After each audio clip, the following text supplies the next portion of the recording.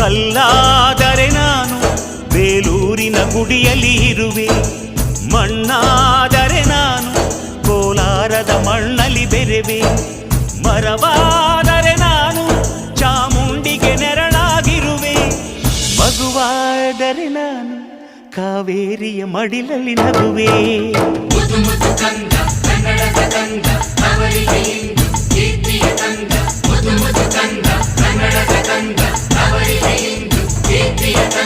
ಕಲ್ಲಾದರೆ ನಾನು ಬೇಲೂರಿನ ಗುಡಿಯಲ್ಲಿ ಇರುವೆ, ಮಣ್ಣಾದರೆ ನಾನು ಕೋಲಾರದ ಮಣ್ಣಲ್ಲಿ ಬೆರೆವೆ.